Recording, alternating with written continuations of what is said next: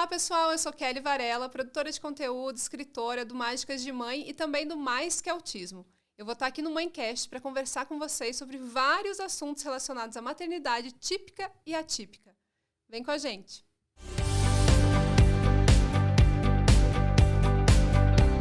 A convidada de hoje é atriz, diretora teatral e escritora. Em seu trabalho com a internet, ela traz temas como acolhimento para mães, autismo, educação positiva, passeios e viagens. Gosta de brincar com seus filhos usando o universo lúdico que aprendeu durante anos no palco. Ela mostra a maternidade com bom humor e também fala das mágicas que toda mulher faz ao ser mãe, esposa e profissional. Em sua página, você a encontra como Mágicas de Mãe. Seja muito bem-vinda, Kelly Varela! Uhul! Mágicas de Mãe pra vocês. Sim. Obrigada, Kelly, pela tua participação. Obrigada eu, meninas. Tô bem feliz de estar aqui com vocês. Super astral, né? Tipo, A gente já tá uma hora aqui começa conversando assim, já. de manhãzinha, cedinho. É bom que dá um é up. vida de mãe já, né, gente? Acorda 6 da manhã, 5h30. Já pilhada, né? Sim, exatamente. Verdade. Ô, Kelly, a gente tava falando um pouquinho antes de começar, né? Você fez teatro, você também é diretora. Então, como que você traz o teatro, né? Essa parte lúdica pra tua abordagem, né? Com seus filhos, através da educação positiva, trazendo essa parte, né? Então, olha só, comecei a fazer teatro muito cedo, assim. E eu sei que, pra mim, ele foi um divisor de águas na minha vida, em várias questões, assim. E aí, quando eu tive filhos, logo assim com a Raquel, que é a mais velha, que hoje tem 11, e o Samuel tem 8. Mas logo com eles eu comprei muito, assim. Era fantoche, era coisinhas... Amo! Coisas bem lúdicas, Uhum. assim, pra brincar com as crianças. E eu sempre fui muito de brincar mesmo. Eu gosto de estar com eles, brincar, sentar no chão, né? E aí a gente sempre tinha no teatro, a Nanda já fez teatro também aqui, gente. Já. Eu falei, eu sou atriz. A tristeza da família. Não, eu fiz teatro há muitos anos, né? Mas eu amo tudo que vem de arte, cultura, amo. E aí no teatro, a Nanda vai lembrar, tem alguns jogos que são muito fáceis de você aplicar dentro de casa, assim.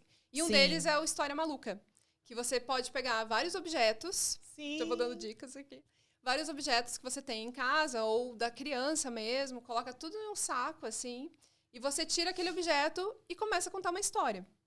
E aí eu comecei com eles muito cedo fazendo isso. Só a história maluca que eu contava, ia tirando vários objetos, ia contando. Aí depois eles aprenderam que eles também queriam tirar o objeto e contar a história deles. Então aquilo foi criando, a gente tem um ritualzinho assim, vamos brincar de história maluca? Às vezes a gente só tá deitado na cama e eles querem fazer a história maluca, porque eles sabem, então, né, eu começo e daí quando eu falo então, o outro vai continuar contando. Então isso foi criando um vínculo muito legal com a gente. E aí outras coisas assim também, né, de você ter a questão de criança adora imitar, né? Nossa, Então demais. a criança adora, se você entrar no mundo de fantasia dela, vai ser muito fácil de se conectar com ela. Então a gente brincava, a gente criava histórias bem malucas, assim, daí fingindo que era tal personagem, outro personagem. E a gente tinha sempre, depois eles pegaram, assim, essa mania de que eles queriam apresentar o show. Ai, Então, que legal. Eles falavam assim, olhas e senhores, ainda lá no Cebolinha na época, né? E aí apresentavam pra gente um teatro e tudo mais. E a gente embarcava junto nessa, né? Então eu acho que o teatro, ele traz elementos que você possa desenvolver a criança, tanto na parte corporal, porque você está trabalhando várias questões ali do desenvolvimento físico mesmo, né, da criança. Você pode ajudar muito na expressão facial, na comunicação, de ela entender também o que eu estou falando com a Nanda. Será que a expressão que eu estou mostrando para a Nanda é realmente que a Nanda ela vai entender? Né? Então eu fazia exagerado para eles De se expressar, entenderem, né? de se expressar. E aí vai para um outro caminho, já aproveitando, né? Que eu acabei indo para o caminho também da neurodiversidade, que é você trabalhar com autismo, com TDAH. E dentro da neurodiversidade, esses elementos podem ajudar muito no desenvolvimento da criança, né? Então, a gente une as duas coisas. Tanto os pais com crianças típicas, né? Quanto os pais com crianças atípicas podem usar dentro de casa. E você vai me dizer assim, mas eu não sei nada de teatro, como é que eu vou usar isso? Isso que eu ia falar, das mães terem essa dificuldade. Mas eu não sei fazer, eu não sei inventar. Ainda mais Ou eu não entrando quero. no mundo da imaginação, é difícil, né? Porque a gente tem essa trava, porque a gente, enquanto vai crescendo, vai esquecendo desse lado lúdico que a gente tinha quando era criança. Exato. Se você pegar um adolescente, ele já não vai querer brincar com você como a criança menor brincava. Ele vai, parece que, perdendo aquilo no meio do caminho. E quando a gente chega na vida adulta, pode ver, às vezes vai fazer uma atividade de grupo que envolva isso de você se expressar, de você se colocar na frente, a maioria das pessoas fica travada, né? Sim. Então, na verdade, eu sempre falo, é você se dar o direito de voltar um pouquinho lá quando você era criança e você não tinha essas travas. Que você sentava, que você se divertia com coisas simples. Um jogo muito legal que envolve teatro, na verdade, se a gente for ver, é imagem e ação. Porque você brinca de mímica, você brinca de se comunicar com a criança, né? Então, você pode fazer isso com o seu filho sem ter uma autocobrança também de eu tenho que fazer isso dessa forma. Não, se permita errar. Brinca de siga o mestre, né? Brinca de repetir as palavras. E ele não pode errar, se errar, daí vai ter a gente faz alguma coisa de pagar um mico, fazer alguma coisa para a criança se divertir, né? Sim. E se coloca nesse papel também de que, mamãe às vezes erra, mamãe não sabe, o papai não sabe, né? E encontrar algo que você também se sinta à vontade de fazer, né? Porque também fica algo mais natural. Muitas vezes, se você vai, agora eu preciso sentar e brincar com o meu filho. Se isso for uma obrigação, não vai ser natural. E a criança sente. Ela sabe quando você está entregue naquele momento, quando você realmente está presente com ela. A gente fala, às vezes, né, que não é só questão de tempo, né? Às vezes você tem, eu tenho que ficar tantas horas brincando com o meu filho. Mas não é. Se você ficar tantas horas lá, sem prestar atenção no que você está brincando com ele, olhando no seu celular toda hora, porque você está achando aquilo chato e para você aquilo está sendo ruim, né? Então, não vai ter um efeito benéfico. Então, é melhor você ficar 30 minutos, 15 minutos brincando realmente, se entregando naquele momento, com algo que você gosta. Se você gosta de cantar, se você gosta de dançar, então são coisas que você pode usar ali para criar essa conexão, esse momentinho, sabe?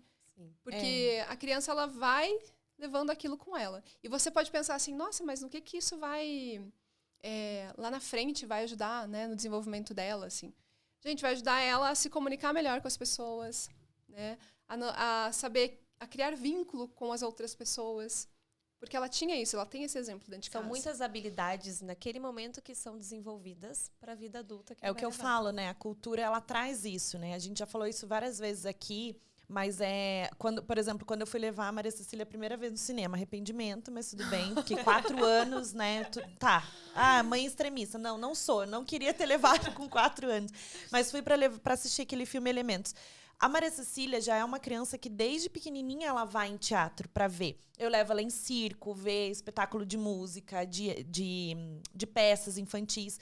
Então, toda a programação que tem em Curitiba eu amo, porque eu olho lá, às vezes até repetiu já as peças, eu falo, não vou levar de novo, né? Mas eu gosto, por quê? Porque traz a vida. Os personagens trazem isso, né? Quando abre a cortina, vê lá algo real, um sentido para a vida, né? Então, em casa, por exemplo, eu amo inventar história. Então, a gente tem a história da família Lobos, que eu fico contando Lobesca, Lobilica, o Lobo Luiz, todos com L, sabe? E ela já sabe. E também tem a questão dos arquétipos, né?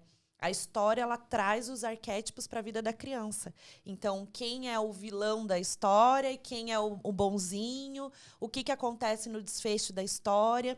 Então, tudo isso faz com que a criança vá criando na cabeça dela a imaginação, a criatividade muito maior e essas habilidades que você falou. Eu acredito plenamente nisso, porque eu olho para a Maria Cecília, às vezes ela quer ficar brincando o tempo inteiro de fazer show, de fazer isso. Agora me apresenta, mãe, eu apresento ela.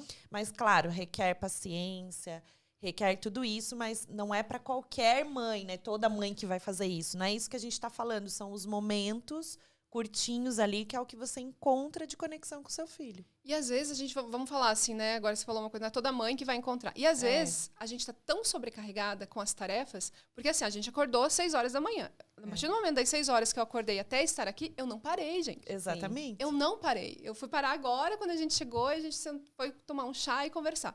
Mas nesse período, não. Eu estava fazendo alguma coisa. Sim. E aí, a mãe, que não tem, vamos falar também, uma rede de apoio, que não tem ninguém ali para contar, ela é mais sobrecarregada ainda. E aí ela pensa, que horário que eu vou brincar com a criança? se eu não fizer isso agora, Sim, tem as vai minhas ficar, tarefas. ninguém vai fazer Uhum. e eu vou ter que brincar com a criança. É. Então você pode aproveitar neste momento que você está fazendo alguma tarefa. Por exemplo, tô lavando a louça. Eu lembro assim de estar lavando a louça e meu filho tá na minha perna, embaixo.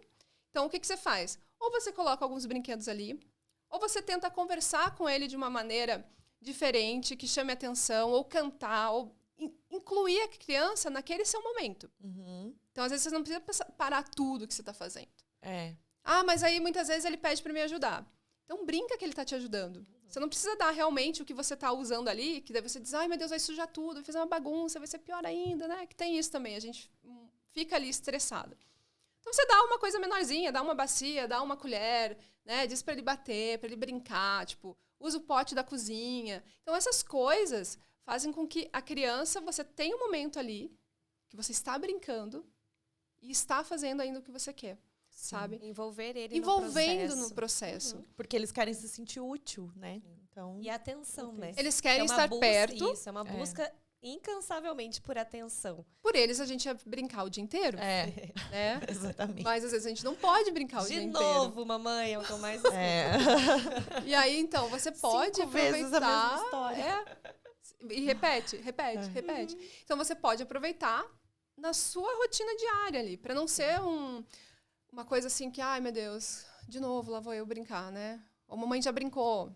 Sim, isso se torna muito cansativo e estressante, porque imagina, né? O dia todo você querendo cumprir com as funções da casa, do trabalho, enfim, com as suas tarefas e também a demanda da criança.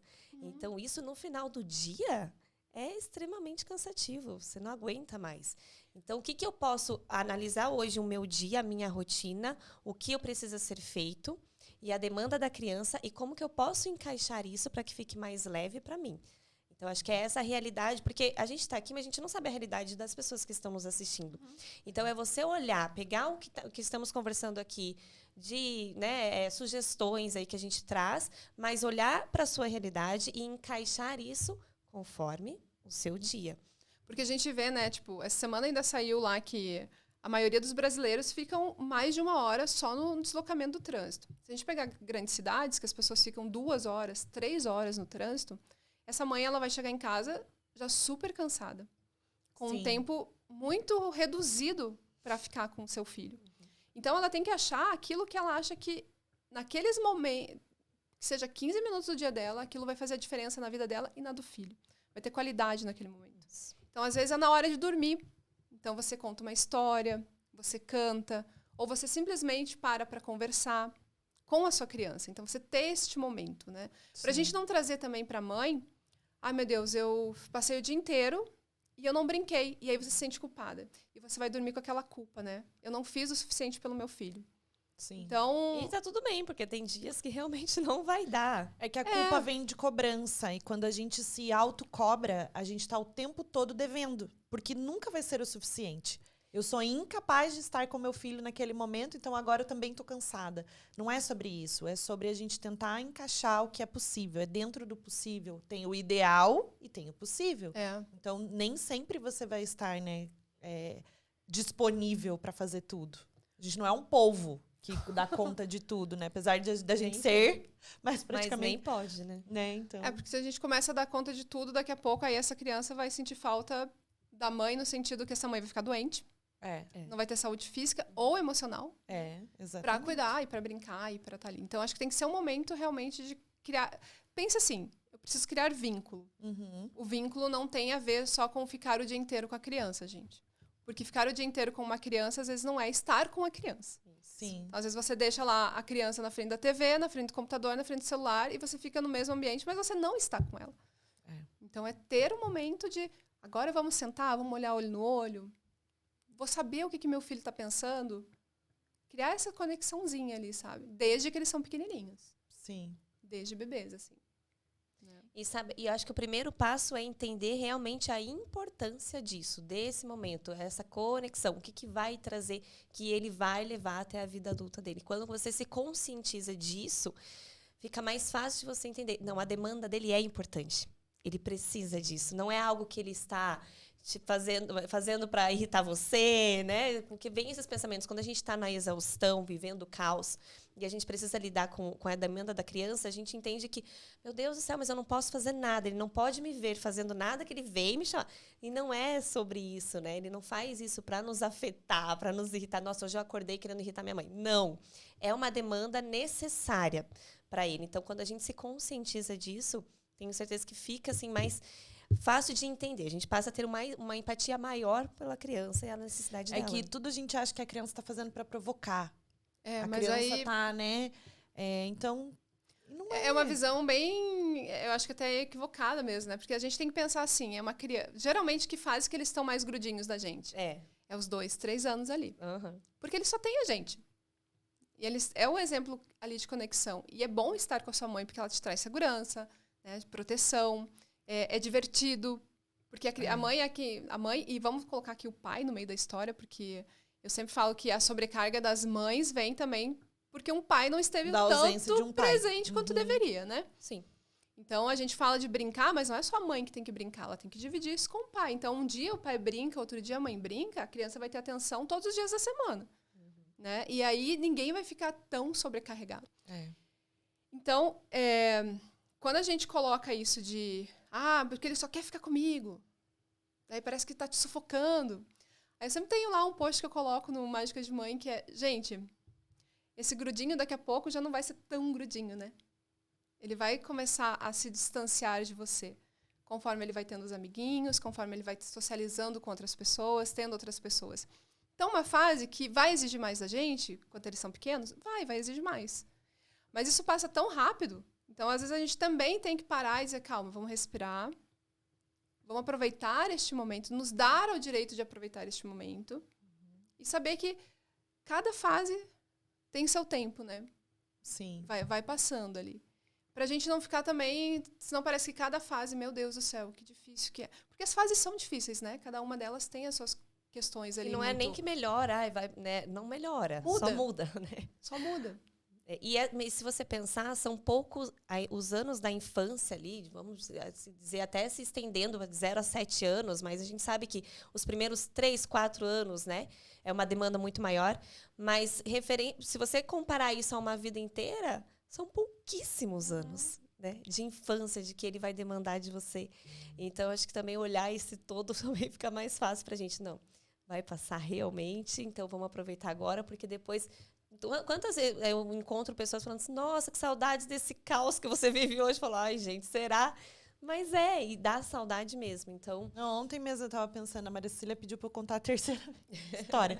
Eu falei assim, mas a infância passa tão rápido, daqui a pouco ela já nem vai mais querer que eu conte história.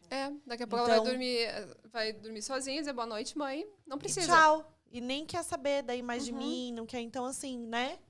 Tem outros interesses, então realmente a gente tem que parar para prestar atenção no tempo, quanto ele passa rápido e a gente não se dá conta, né?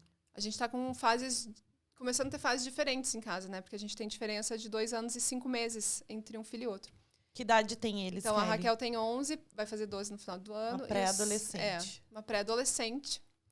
E o Samuel tá com 8. E o Samuel ainda eu falo que o Samuel tem 8, mas ele parece... né, pra mim, que até tem menos, assim. Porque ele ainda é aquela fase que ele quer muita minha atenção. Ele é muito grudinho. É que ele tá transitando da infância pra adolescência. Então, esse trechinho da vida deles ali. E daí eu já fico, nossa, mas a Raquel já não precisa de tanto quanto ele precisa, no sentido de eu já sinto falta. Porque eu sinto falta que ela já não quer tanto quanto ele quer, sabe? Então, é bem isso, assim, questão de 1 ano muda, gente. Eu vi essa fase, assim, dos 10 para os 11... alguma coisa mudou. Aí você fala, cadê aquela demanda, né, que eu tinha absurda? Agora eu não preciso mandar tomar banho, eu não preciso mandar colocar roupa pra escola, sabe? Tipo, são várias coisas, assim, que não precisa mais, gente. Acabou, já né? fazem. Piscou, acabou. E aí, eu tenho amigas também que têm pré-adolescentes, ou já estão com adolescentes, e falam, meu Deus, se deixar, fica o dia inteiro no quarto, né? Porque não, parece que não quer mais nada de mim, eu tenho que ficar...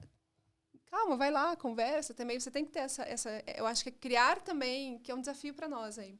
Porque antes eles querem criar com a gente essa conexão. Eles querem ficar com a gente o tempo todo. Né? E agora é o contrário. Você tem que ir lá e criar conexão com eles. Verdade. Você começa na adolescência para você não se distanciar deles. Sim. Então, você tem que fazer um esforço maior. Não é mais eles que vêm, tipo... Né? Não, você tem que ir agora. Então, é bem isso, assim. E, Kelly, você aborda muito a questão do acolhimento para essas mães e também o autismo, né, que você traz aí também pelo diagnóstico dos filhos, enfim. Como que o autismo e esse acolhimento para mães se entrelaçam? Qual que é a importância disso? Então, quando eu comecei a escrever minha trajetória, assim, no Mágicas de Mãe, Samuel tinha 3 aninhos, eu acho. E ele ficava... Era uma fase, assim, que era uma criança que ele não dormia. Então, ele acordava 10 vezes por noite. Ele não... A alimentação era muito difícil. Ele ficava doente todas as semanas. Toda semana. Toda semana a gente ia pro hospital com ele. E aí, eu tive que parar de trabalhar, porque não tinha como trabalhar, né? E aí, eu fiquei em casa com ele e eu comecei a me sentir muito sozinha. Muito sozinha. Apesar de eu estar cuidando do meu filho, naquele momento era aquilo que eu precisava fazer. Mas eu sentia falta de compartilhar com as outras pessoas isso que eu estava sentindo. Porque às vezes eu falava com alguém próximo, e aí vamos falar do âmbito familiar mesmo, e as pessoas te dizem, para de fazer drama, para de exagerar, porque isso é normal.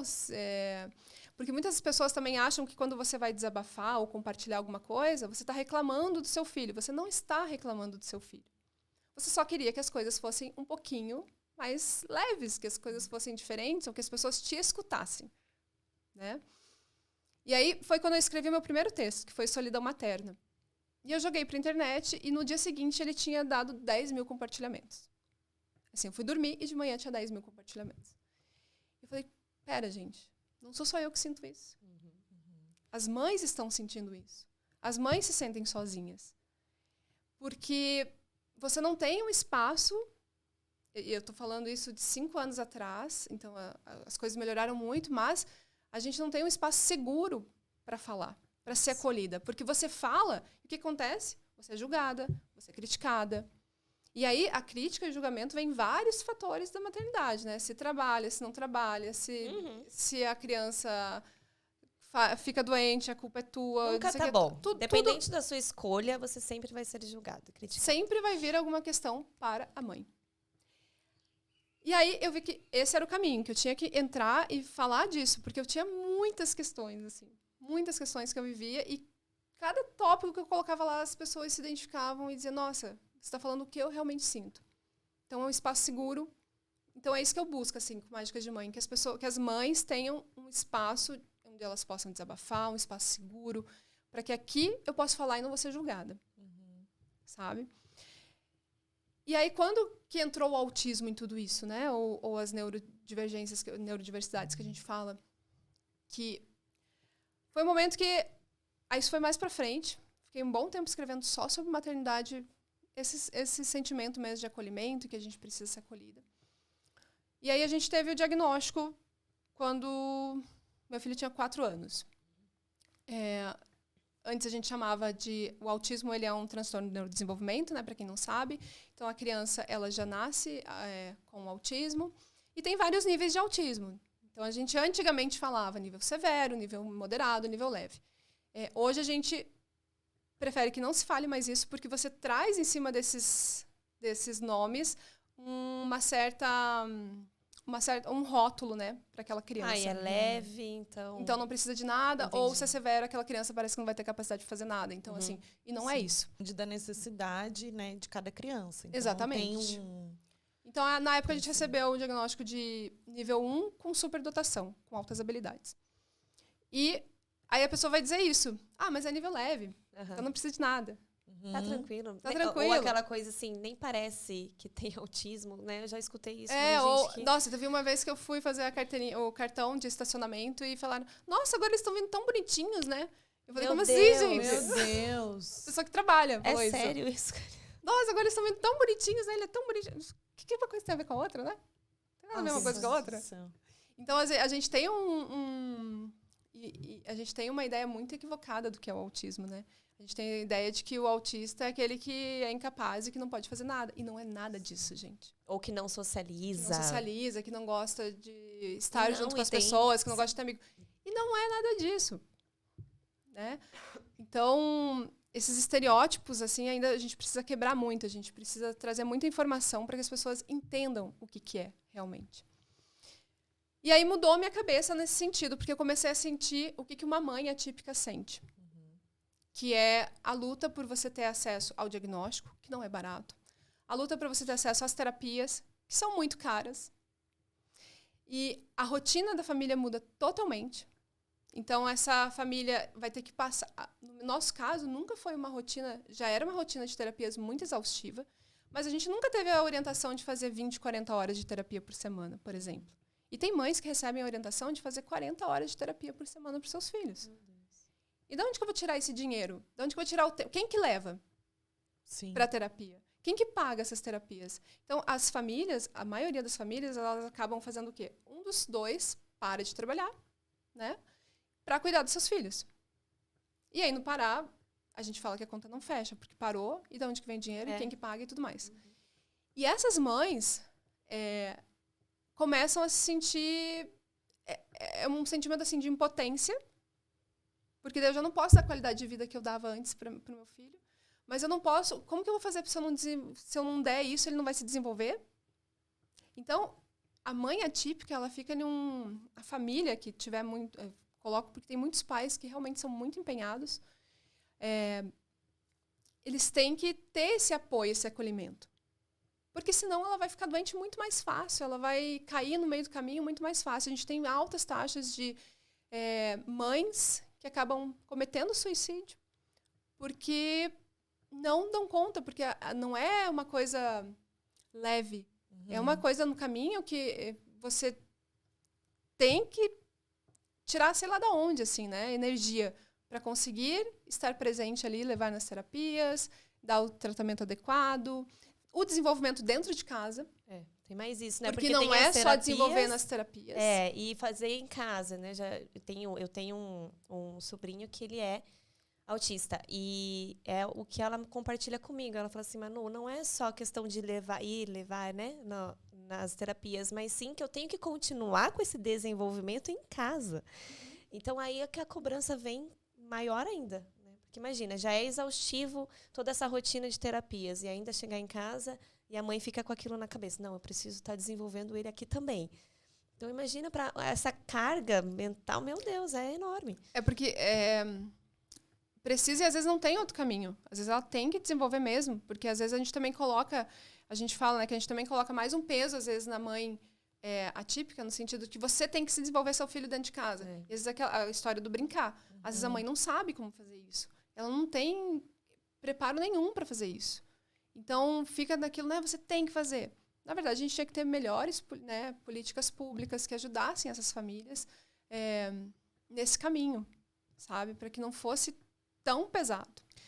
Eu entrevistei aqui no podcast, na primeira temporada, uma psicóloga que ela só atende mães atípicas, né? E ela falou assim, uma mãe atípica, ela não é especial porque ela é atípica, ela é especial porque ela é mãe, né? Ela não é especial, ela não tem diferença perante as outras mães. Então, ela tem como ela coloca assim, que o fato de a mãe tem que ser guerreira, tem que lutar pelo filho, tem que fazer isso...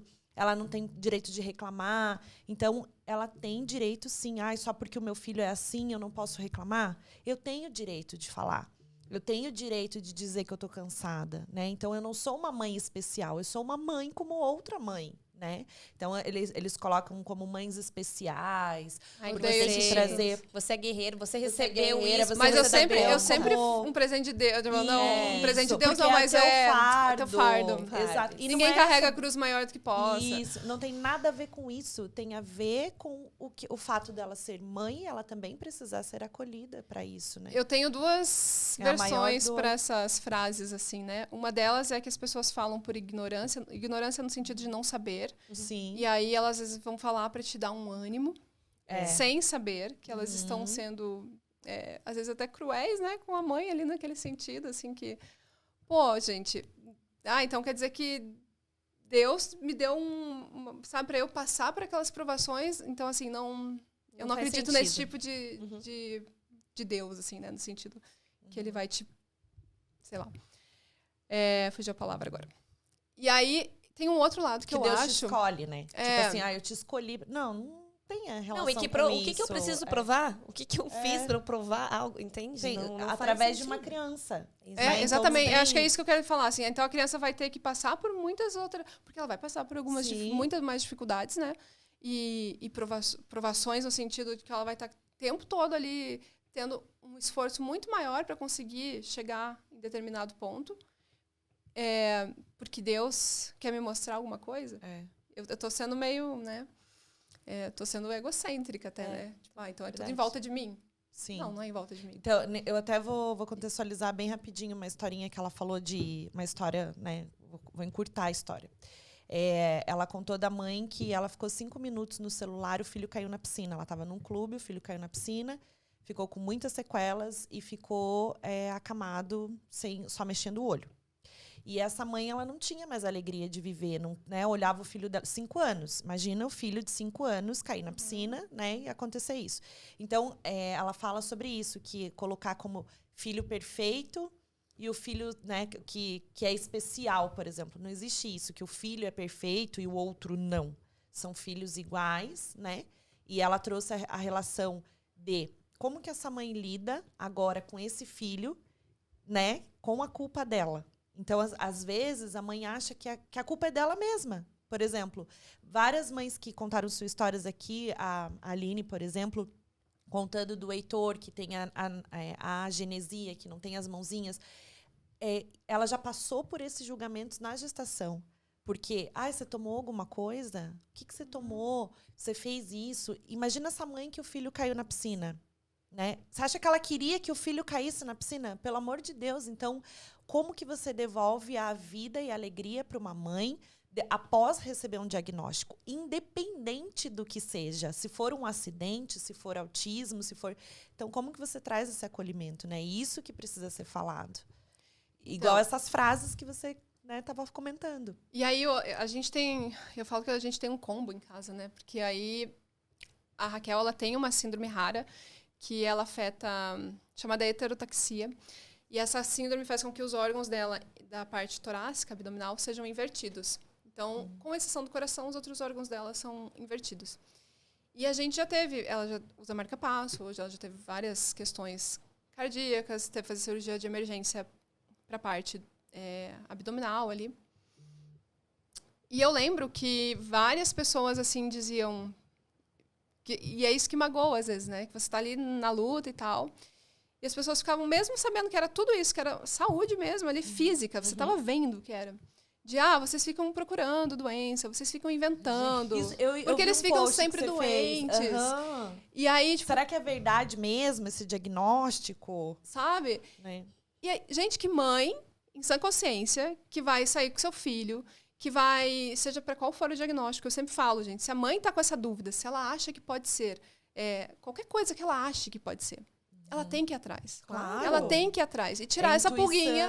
Isso. Tirar a pulguinha de trás da orelha. Se não for, beleza, ela vai seguir leve e vai continuar. Se for, ela vai dar o tratamento, ela vai dar a intervenção e ela vai possibilitar que seu filho se desenvolva da melhor forma. Porque a pessoa que fala, e aí é que eu ia voltar lá, né, do que a gente começou ali, que eu acho que é duas vertentes. A pessoa geralmente que fala, muitas vezes, esse tipo de frase, que, eu escutei também, né, cada um...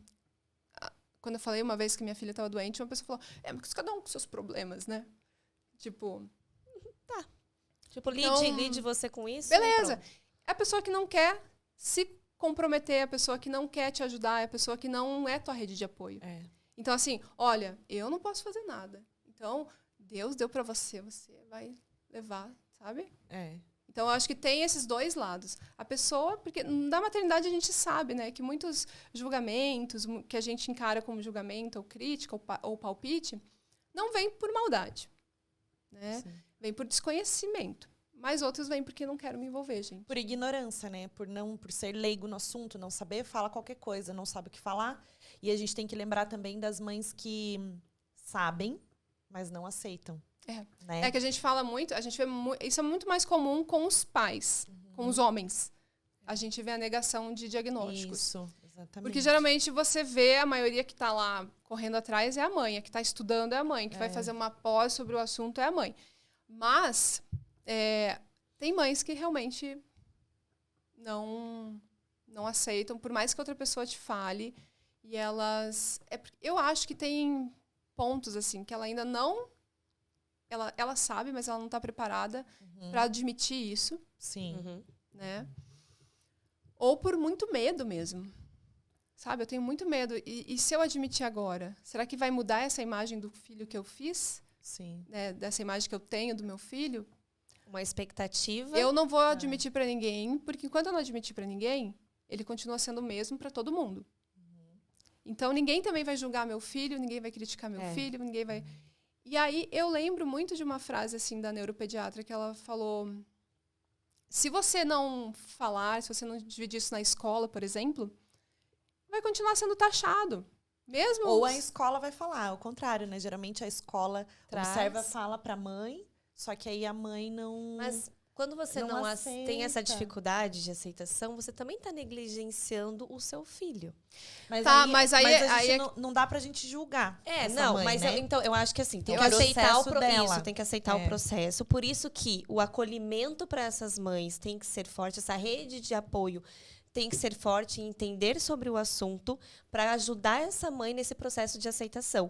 Porque, no fim das contas, quem está sofrendo é a criança.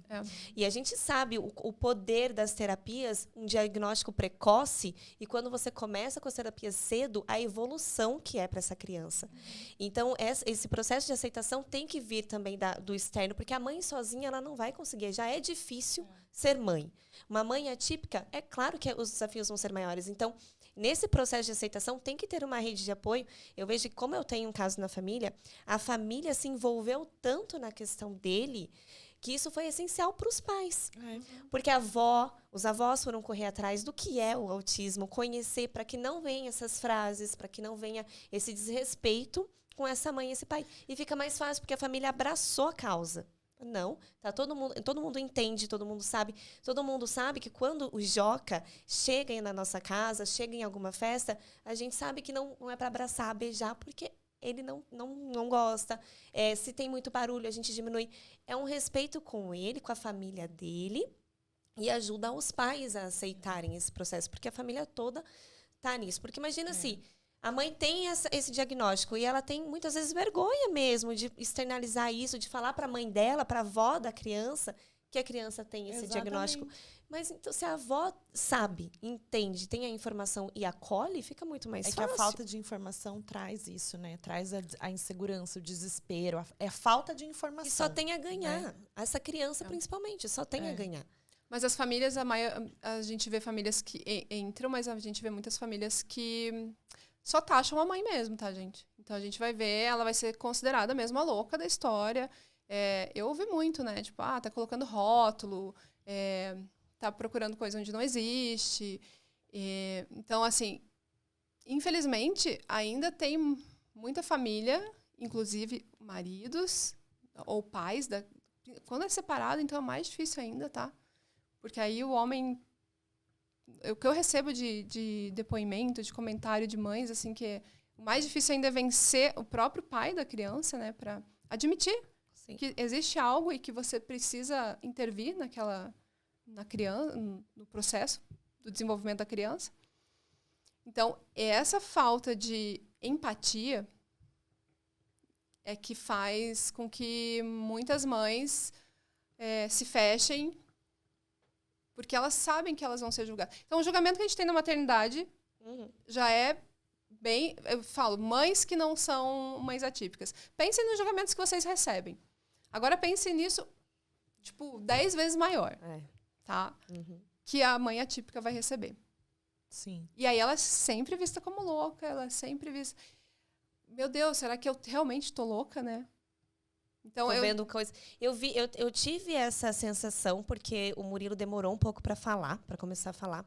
E antes dele completar, acho que faltando um mês para ele completar 2 anos, eu fui atrás de uma neuro e conversei com meu marido, falei, não, vamos, porque já era para ele estar falando, ele não falava mamãe, papai. Enfim, eu fui procurar e eu escutei. Nossa, mas por que você vai levar na neuro? Mas ele não tem 2 anos, mas você já está procurando algo. Gente, não. Porque se tiver algo, eu já quero ver antes, eu já quero ter um diagnóstico precoce, eu quero começar a ajudá-lo, eu preciso ajudar ele de alguma forma. Criança que ela não tem o diagnóstico, ela sofre muito. E aí eu vou estender isso, porque essa criança vai crescer sofrendo vários desafios ali que ela não precisaria. Vai chegar na adolescência, ainda vai sofrer muito, porque a adolescência é um período muito complexo, principalmente para crianças autistas, com altas habilidades, com TDAH. E outros transtornos que a gente nem está falando aqui, tá, gente? Mas existem outros transtornos também. Sim. E aí, a gente chega na vida adulta e é aquele adulto que passou a vida inteira sem se entender, sem se compreender, sem se encaixar. Então, sendo taxado de criança mal educada, de criança sem limites, de criança fresca, de criança com vários rótulos. A Laura Gutman eu adoro a filosofia dela, né? Que ela fala justamente que as crianças sofrem muito rótulos desde que elas são pequenas. E isso vai ficando, porque ela é quietinha, porque ela é boazinha. E isso vai encurtindo ali na cabeça da criança. Sim. E aí, quando é uma criança atípica que ela... Gente, o cérebro dela funciona diferente. Ela não vai... O funcionamento é diferente do nosso. O fato de ser diferente não quer dizer que é melhor ou pior. Só funciona diferente. Então, quando o seu sobrinho chega na sua casa e vocês baixam o volume, porque sabem que para aquilo vai gerar um incômodo, ou né, que pode desencadear até uma crise, que ele fica muito nervoso, muito agitado e tudo mais, ele está sendo respeitado a forma de ele sentir, de pensar nesse mundo. Isso. Então, ele sabe que ali ele está sendo bem acolhido e ele vai se desenvolver muito mais do que se ele chegasse no lugar e colocasse um som no último e aquilo fosse estressante para ele ia ter um comportamento que as pessoas iam considerar inadequado. A gente fala até, né, que na década de 80, 90, ou ainda muitas famílias usam, infelizmente, de violência, de bater, de xingar a criança. Então, imagina como que a gente pensa no futuro da criança.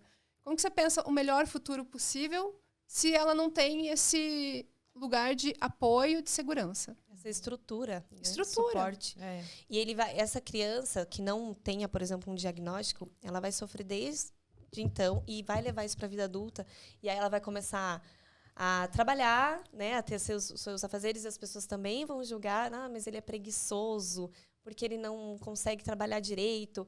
Então, imagina, isso vai até a fase adulta. E hoje a gente tem vários adultos recebendo diagnóstico depois de anos. Os adultos, geralmente, hoje em dia, né? É que, assim, o que a gente tem que prestar atenção? Porque todo mundo na internet está falando sobre TDAH, sobre essas coisas, porque, às vezes, as pessoas também precisam desse olhar que a gente está julgando as crianças, né? Tipo, por exemplo, uma criança boazinha, né? Às vezes é a essência da pessoa ser assim ou não. E muitas vezes é um diagnóstico. Então, como que é a diferença, Kelly, para isso, para o adulto, né? Quando é diagnóstico e quando não? Porque hoje em dia o que eu mais vejo na internet é tenho TDAH. Eu mesma tô achando que eu tenho TDAH, é verdade. Porque de tanto que falam, meu Deus, o que é o TDAH, por quê? Então, qualquer transtorno, a gente já fala, transtorno do neurodesenvolvimento. Se ele é do neurodesenvolvimento, ele tem que ter nascido com você. Aí o que vai acontecer? No meio do caminho, a gente está falando de adultos agora que estão recebendo diagnóstico da década de 80 e 90. Então, na década de 80 e 90, vocês acham que tinha acesso? Não. Vocês acham que as pessoas sabiam o que era de verdade o autismo? A gente tinha. Por que a gente tem uma visão muito equivocada do que é o autismo ainda, né? Porque a gente sempre notava o autismo como só o nível 3 de suporte. Aquela criança que precisa de muito suporte, que não fala, que não se comunica. É esse estereótipo que a gente tem. Porque era isso que lá atrás eles identificavam. Porque não tinha conhecimento ainda, que existiam níveis, que era um espectro, né, que você pode sair de um nível e ir para o outro, você não vai deixar de ser autista, é bom a gente falar, você não vai deixar de ser TDAH, isso você não deixa de ser. Você pode melhorar a sua qualidade de vida, você pode melhorar a forma como você interage e tudo mais. Mas lá atrás ninguém falava disso.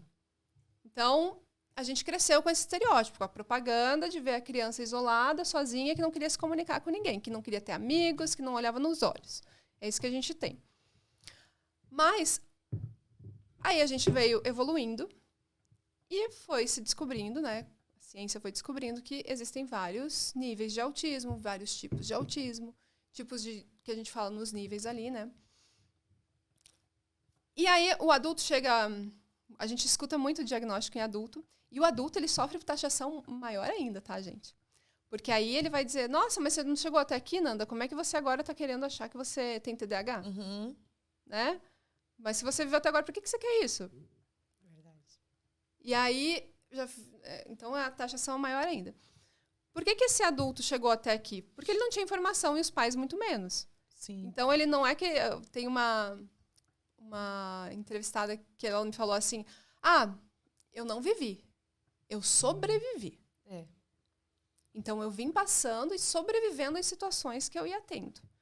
Então eu tive que fazer masking, que é mascarar, para eu parecer igual a todo mundo. Vocês imaginam alguém ficar imitando outra pessoa? Eu vim aqui e vou te imitar, Nanda. Eu vou fazer tudo que você faz para você me aceitar. Porque se eu não for igual a você, eu não vou ser aceita. Então se eu não tiver a camiseta igual a de vocês, eu não sou do grupinho. Sim. Então as pessoas iam, principalmente meninas, que elas têm essa facilidade maior de imitar as outras, porque elas observam mais, elas iam se adaptando e sobrevivendo.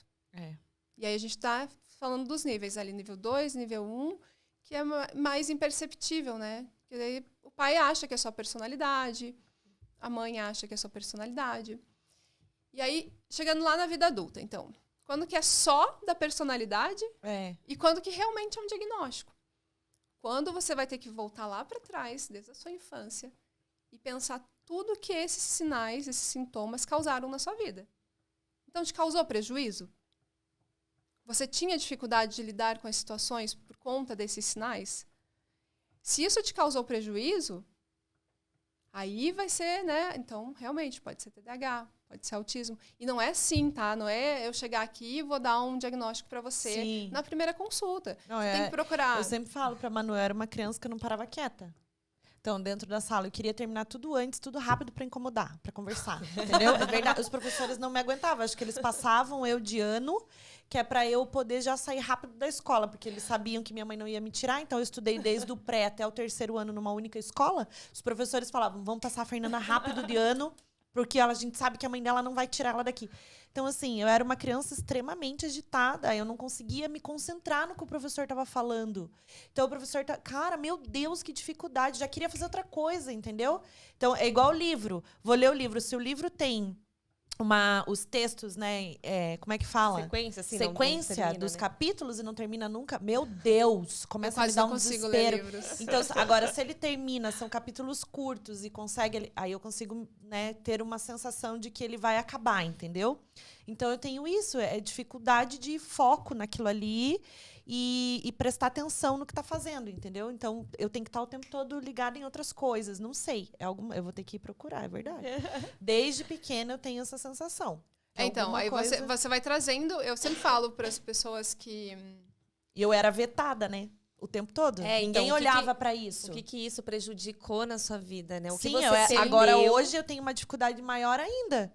Né? Então... Que daí traz mais demandas. Sim. Porque acontece... Geralmente as crianças com TDAH, elas não são diagnosticadas quando elas são pequenas. No autismo já são. Então, assim, com 2 anos você já faz o diagnóstico. Quando o cara é muito bom... Eu digo assim, o médico, o profissional que está avaliando ali, ele é muito bom, ele consegue diagnosticar com menos de 2 anos a criança como autista.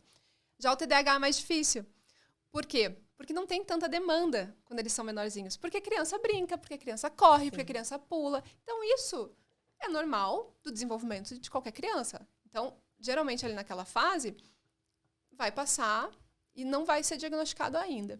Quando essa criança entra, geralmente, na escola, e aí ela precisa ter uma atenção, aí ela precisa se concentrar no assunto, e ela não consegue. Aquela criança que o professor vive tirando da sala, que vive correndo, que vive jogando, ou que ela até tenta, mas ela tá, daqui a pouco o pensamento dela foi lá pro mundo da lua, gente. Se caísse uma bolinha, eu prestava atenção na bolinha. Jogou o papelzinho. Qualquer coisa. Acabou o que o professor estava falando. Exatamente. Então, aí lá é que vai ficar mais claro que é uma criança com E outra, TDAH. eu andei com 9 meses. Gente, quem que anda com 9 meses? Tudo bem, existem algumas crianças, mas Eu andei assim... com 10. Então, mas assim, é um bebê que é menor que um bebê, entende? Tipo, é um bebê menor que um bebê. Então, se a minha filha andou com 1 ano, né? Eu, ali com 11 meses, ela começou a dar os primeiros passinhos e andou com 1 ano, que é o, né? Eu fiquei imaginando quando eu olhava pra ela com 9 meses ela andando. Falei, meu Deus, é um alien, entendeu? Minha mãe falou, eu andava perfeitamente com 1 ano, com 9 meses. E com 1 ano, eu já comecei a falar. Então, assim, meu Deus, alguma coisa tá errada, entendeu? Não é normal, esperado pela fase, né? Sabe que eu recebi o diagnóstico de TDAH o ano passado. Aí eu fui... Porque, assim, eu notei que depois da maternidade, a memória ficou péssima. Aí vai dizer, gente, mas todo mundo fica péssimo. Sim, todo mundo fica péssimo, tá?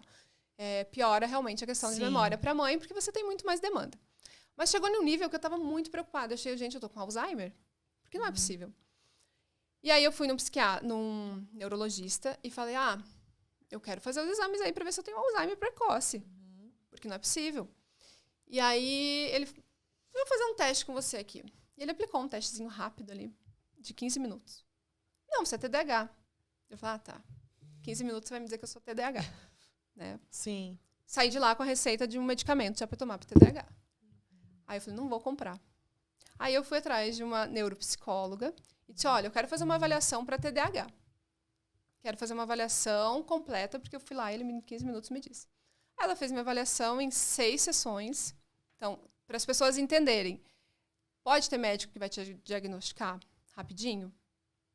Pode, mas em 15 minutos não é o adequado. Não é o melhor. Né? O bom é que você faça realmente uma anamnese, que é você pegar tudo que você tem de histórico. Você vai falar com a sua mãe, você vai falar com as pessoas que conviveram com você quando você era criança, para ser uma coisa séria mesmo. Porque senão a gente realmente cai nesse negócio de diagnóstico sem ser realmente diagnóstico. Só pela personalidade do momento que a pessoa está vivendo. Você tem que aprofundar, tem que ser sério o negócio. Aí ela fez toda a avaliação, fiz toda a minha anamnese. E aí quando ela veio me dar o resultado, ela falou assim, olha, eu fiquei muito em dúvida se era altas habilidades, se era autismo, se era TDAH. Mas a gente só fez a avaliação para TDAH. E fechou realmente TDAH, tanto na parte hiperativa quanto na parte de desatenção. Porque o TDAH ele tem esses... E pode ter misto também, tá? Que é você ter os dois. Então, às vezes, a criança é só desatenta, ela é TDAH. Às vezes, ela é muito hiperativa, ela é TDAH, e às vezes ela tem os dois. E aí, beleza. Ela falou, eu quero que você vá em um médico especialista para transtornos de autismo e TDAH em adultos.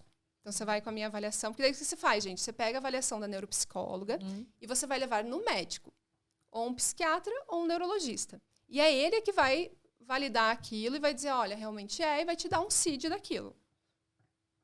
E precisa tomar medicamento para criança ou adulto, né? Depende muito, porque já vamos chegar aí, tá? Tipo, só terapia ocupacional não é o caminho. O TDAH já quer saber o...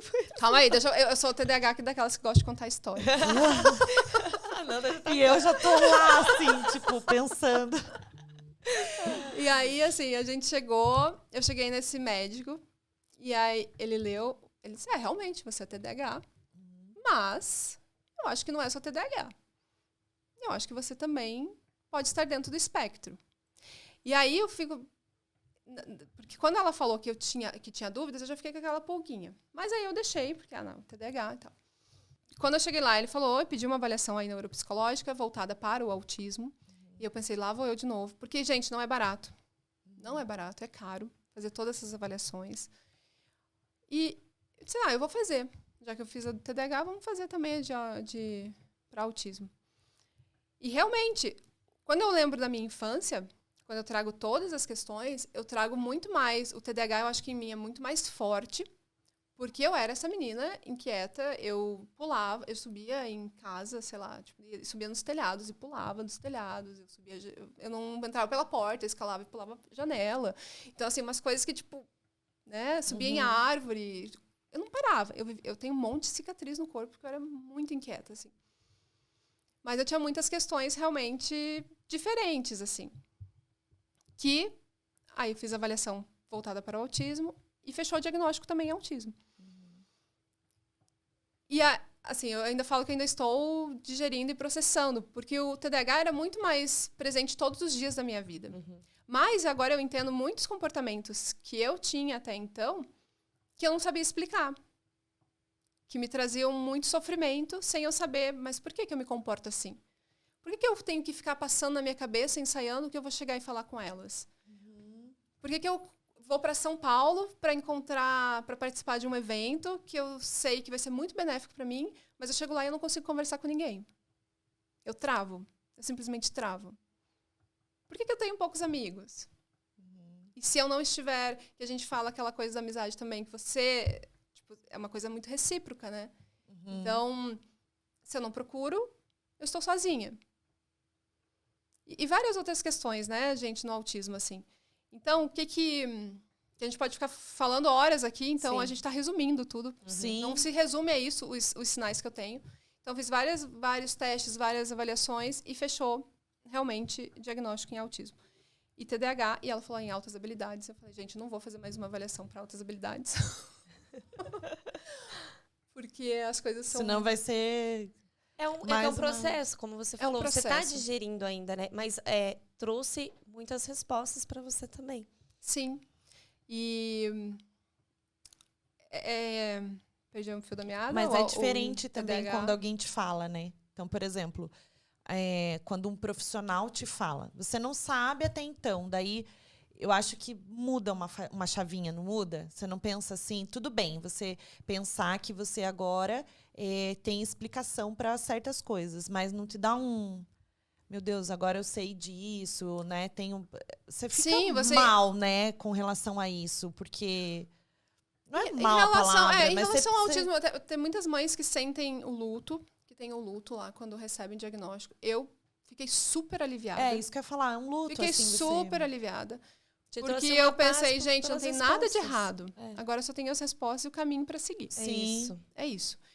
Eu sempre fui uma pessoa muito prática, assim, nas coisas. Então, eu não fico sofrendo muito sobre aquilo. Ah, tem isso? Então, o que a gente pode fazer para resolver isso? E aí, a minha cabeça foca naquilo e aí eu vou naquele caminho. Às vezes, fica até demais naquele caminho, assim. Então, vamos melhorar isso. Como que melhora? Aí, você vai perguntar para o autismo, é terapia, né? Sim.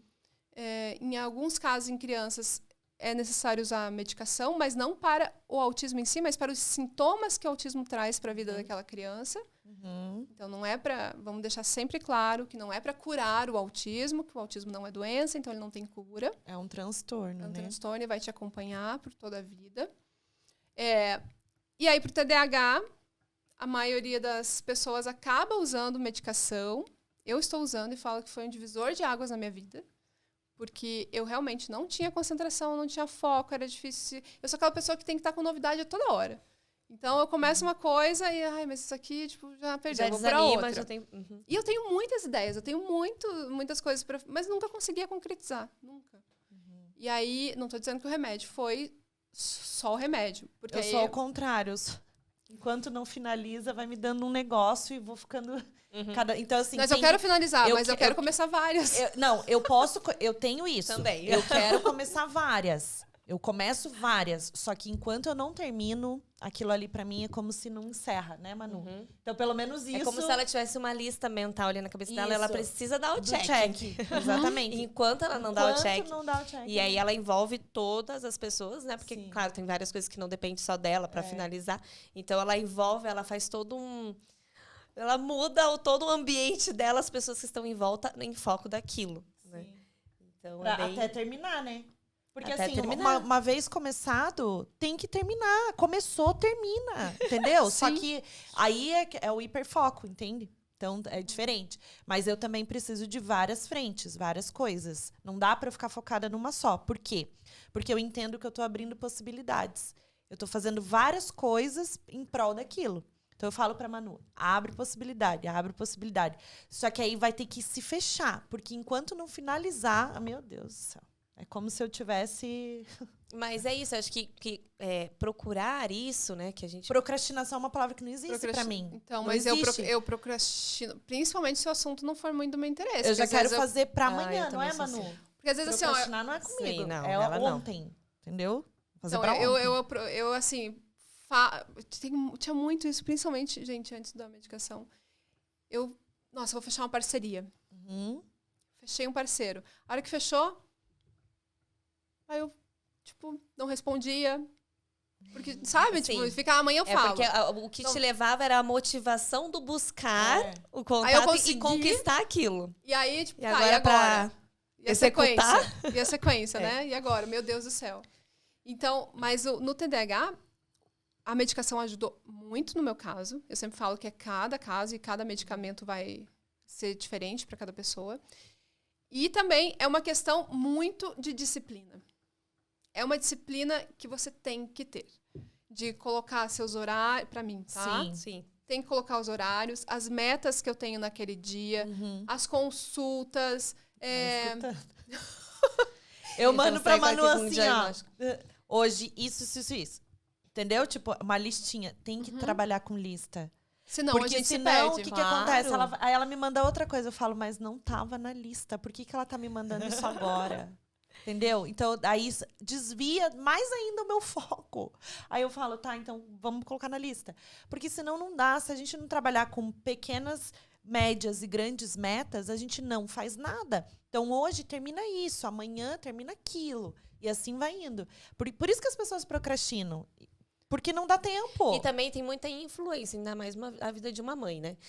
São inúmeras. Você não tem um dia, você tem o seu dia na tua cabeça. De como ele vai começar, o meio e o fim. Mas você é mãe. E aí tem outras demandas que também não estavam na sua lista, não estavam aqui na sua cabeça. E daí, para pessoas que o procrastinar está muito presente, qualquer influência externa é uma desculpa. Não é desculpa, você esquece, Não é desculpa, gente. É porque realmente a prioridade mudou. Eu sou aquela que ia pro cruzeiro, chegava lá, cadê a passagem? Esqueci.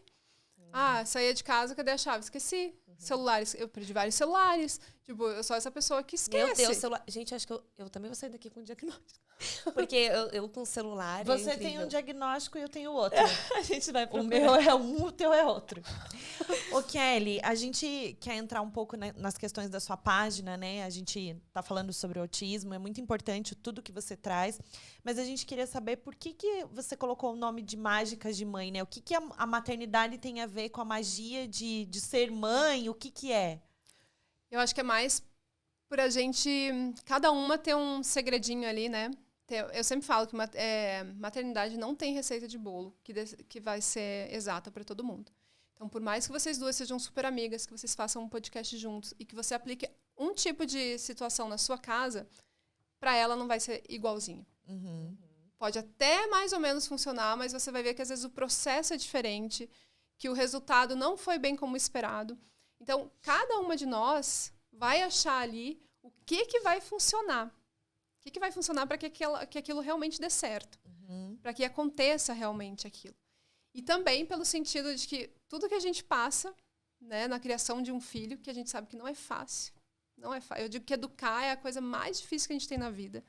É o mais difícil, assim, sem sombra de dúvidas. E o que mais exige de você em dedicação e tudo mais. Sim. E você passa por um monte de coisa e no final a mágica dá certo. Lá na frente, às vezes, que a gente vai ver o resultado. Não é agora. Né? Então, porque além da educação, além de você ter que ser o exemplo, que já é difícil você ser o exemplo para alguém. Porque você não é a perfeição em pessoa. Então, como que você vai ser o exemplo? Você tem que todos os dias batalhar por isso. Para que você seja. Porque a criança age por imitação. Então, ela não tem outro espelho. Você é o espelho e o reflexo da criança. Ela não tem outra referência. Ela tem os amiguinhos, o professor, mas primeira infância é pai e mãe. Ou só a mãe, ou só o pai é o cuidador de referência dela, entendeu? Os avós, são as pessoas que estão presentes na vida da criança. Então, educar é muito difícil mesmo. E é difícil porque a gente não sabe antes. Se você, lá quando você está grávida, você não tem noção de como vai ser o teu puerpério. Você escuta as pessoas falando de puerpério, escuta falando de amamentação, escuta falando lá de várias questões que, né, vai tendo ali, os 2 anos que são terríveis. Mas quando você está vivenciando aquilo, você diz, mas gente, o que eu faço agora? E aí você lê um monte e ajuda. A gente não está falando que estudar não ajuda. Eu acho que estudar sobre desenvolvimento infantil devia ser obrigatório para todo mundo que quer ser pai. A gente diz, né? A gente faz uma faculdade. Por isso florescer, né, Manu? Que é que a gente está criando agora. É porque liberta. A gente traz segurança naquilo que você vai... Mas mesmo assim, né? Mesmo você estudando, lendo, a realidade vai te trazer outras demandas e algo... Que a criança não é algo que a gente programado. Isso. Que a gente acha que toda criança vai ter o mesmo comportamento. Ela, né, é imprevisível o comportamento. Você não sabe o que esperar. Sim. Mais ou menos, eu criei assim, então mais ou menos eu sei o que vai vir. Mas às vezes a gente se surpreende, né? É toda hora, né? É surpreender, Então... assim, a todo momento. Inclusive para quem tem mais de um filho. Então, independente, você é mãe de 3, já tem uma experiência. Experiência eu tenho, ok. Mas se vier um quarto, vai ser diferente, tudo né? diferente. E eles são diferentes. Por mais que a gente... Eu falo, não é você gostar mais de um ou de outro. Porque às vezes você aplica uma coisa com um que com o outro não dá certo. Isso. E aí você tem que usar outro artifício. Então, eu tenho uma amiga que tem 7. E aí, que é a mãe de 7, a Juliana. E aí ela... Tá fácil pra você, Manu. Nossa, 3 aqui tá tranquilo. E ela fala, né? Tipo, ela tem um que já é adulto e outro que é bebê. Então, Sim. você vai usar coisas diferentes. Porque nasceu em um momento diferente da sua vida, né? Sim. A vida que você era quando teve o primeiro não é a mesma de agora. Nossa. Ô, Kelly, a gente quer fazer, tipo, uma brincadeirinha, assim, com você, de frases, tá? Tá, Frases, gente... inclusive, que você falou, mas fala do seu livro Eu quero antes. só porque eu vou esquecer, eu sempre esqueço. A gente também vai esquecer, então fala.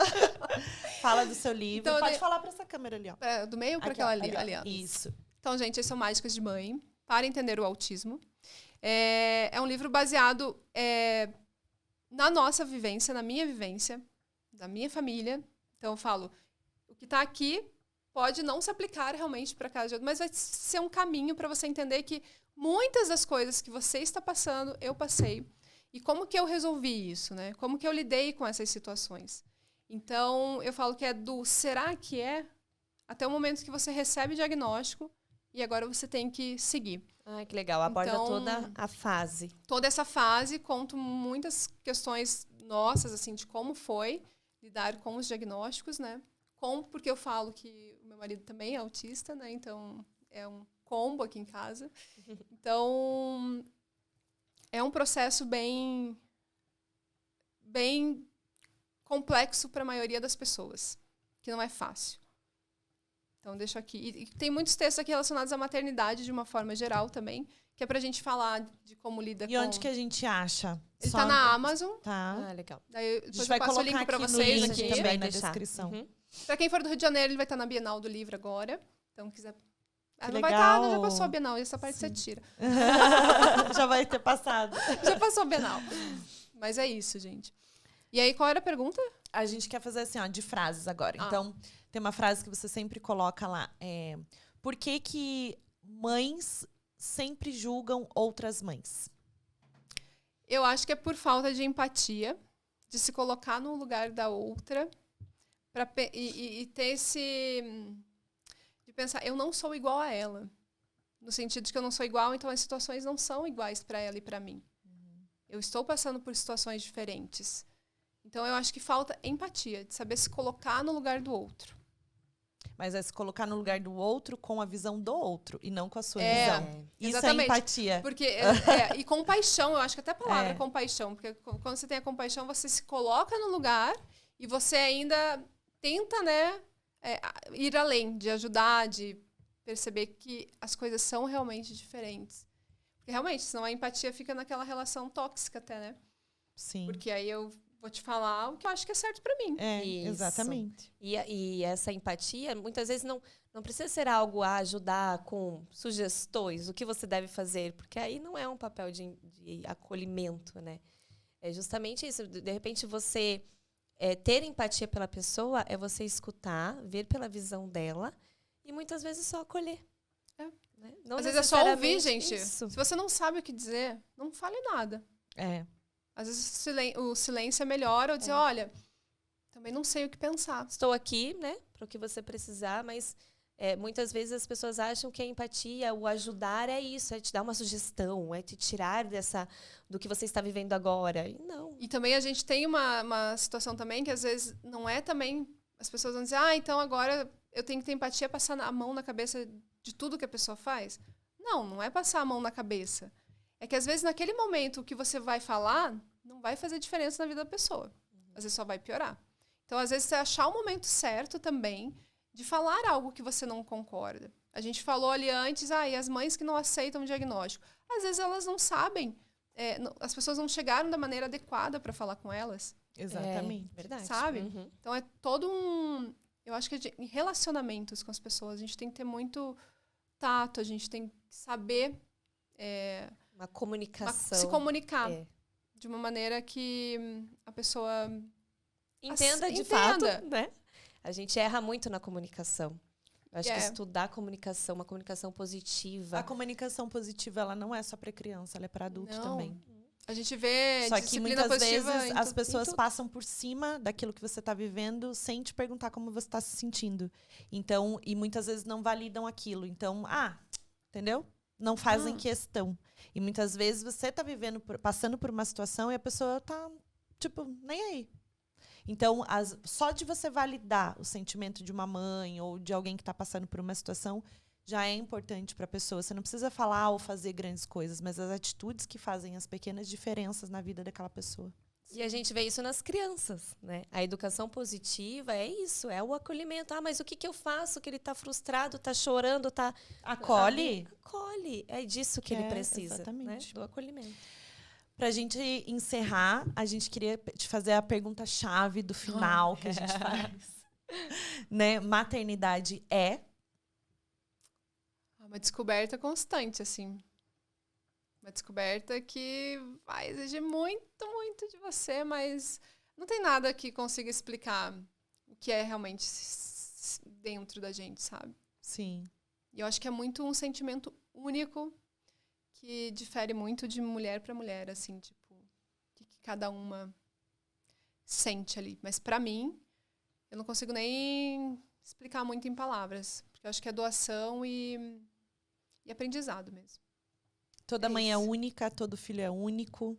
Então, cada realidade é uma realidade. Mas eu acho que é isso, né? Essa troca de experiências, esse acolhimento, é isso que a gente precisa. E você traz muito isso na sua página, né, Kelly? Do acolhimento para as mães, esse olhar com mais pra leveza. mulher. Porque muitas vezes, se a gente estiver fraca psicologicamente, emocionalmente ali, a gente não vai conseguir ser a melhor mãe que a gente pode, sabe? Então, essas mães, elas têm que saber que elas têm que se sentir empoderadas. No sentido de que, olha, não é fácil realmente o que você está passando. E tudo bem você sentir isso que você está sentindo. Para você saber lidar com isso. Porque eu acho que uma das questões que fazem total diferença, tanto na educação positiva, quanto para nós, assim, na vida, de um modo geral, é ter autoconhecimento. Então, se eu simplesmente ignoro o que eu estou sentindo e vou seguindo, muitas vezes aquilo não trouxe o meu autoconhecimento para que eu consiga evitar a falta de paciência, para que eu evite o grito com o meu filho. Porque às vezes a gente vai ser colocada ali, né? Sempre tipo, quando eu tô gente, irritada ou quando eu tô, né, num momento que eu sei que eu vou explodir com a minha filha e eu penso nisso, né? Eu faço essa reflexão. Eu sei de onde tá vindo. Uhum. Eu sei de onde tá vindo essa irritação. Esse gatilho. Esse gatilho. Então, a todo momento, eu tenho que me policiar. Sim. Né? Por conta de várias situações, de N situações. Mas para você conseguir, né, se policiar, se acalmar, Sim, tem que se ter o conhecendo. autoconhecimento. Né? Tem Não que ter tem outra autoconhecimento. forma. Porque senão eu só vou explodir o tempo inteiro. E sem saber de onde está vindo e o que fazer, né? Então, a pausa positiva é importante. Você validar o seu próprio sentimento, você se acolher e falar, eu não tô bem agora. Mas vai passar. Em algum momento, isso vai ser melhor para mim, para que eu possa tomar uma atitude diferente. Porque aí é o exemplo que vai passar para os nossos filhos, né? Exatamente. E às vezes você vai explodir com ele. Com Você certeza. vai dar um grito. Com certeza. Mas é também importante você, nesse momento, reconhecer que talvez ele não tivesse culpa nenhuma do que você fez. Sim. Ir lá, pedir desculpa, abraçar e dizer, olha, mamãe errou, Sim. sabe? Porque isso também é dar um exemplo para eles verem, olha, como que eu tenho que acolher a outra pessoa. Porque às vezes a mãe vai ser acolhida pelo próprio filho, né? Uhum. Sim. Várias vezes. Porque ela não encontra acolhimento em lugar nenhum. Sim. E onde que ela encontra acolhimento? Quando ela deita lá, ou quando ele abraça e diz, você é a mamãe mais linda do mundo. Verdade. Porque eu te amo muito, mamãe. E isso é o... Daí você pensa, não, agora o resto não importa. né, gente? Exatamente. Kelly. Obrigada! Eu que agradeço, meninas. delícia. Adorei. Sim, foi muito leve, né? O Foi. papo. E a Muito bom. gente traz muita informação ao mesmo tempo, né? Se Sim. conectando com muitas mães que podem estar passando por situações que a gente comentou aqui, diversas. E é isso que importa, a gente trazer uma orientação, uma palavra, um aconchego, um acolhimento e informação, que é o que a gente precisa muito hoje, né? Se apegar a conhecimento. Porque um ser humano sem conhecimento e sem saber sobre aquele assunto, ele se torna ignorante, ele não sabe, ele fala o que não é para falar. E muitas vezes, né, não é isso. É a gente simplesmente se inteirar do que realmente é aquele assunto. Como o autismo, por exemplo, TDAH, saber como lidar com uma mãe atípica, o que falar, que a gente trouxe isso. Então, muito importante. Obrigada, viu? Eu que agradeço, meninas. E até o próximo episódio. Obrigada. Gente, beijo, obrigada. Obrigada, Kelly. A gente vai Obrigada, deixar as gente. redes sociais, mas segue lá, Mágicas de Mãe, hein? Não Isso. esqueçam, compartilha Mágicas- esse vídeo. Mágicas de mãe mais que autismo, tá, gente? Isso. Obrigada. Obrigada. Tchau, Tchau, tchau. Beijo.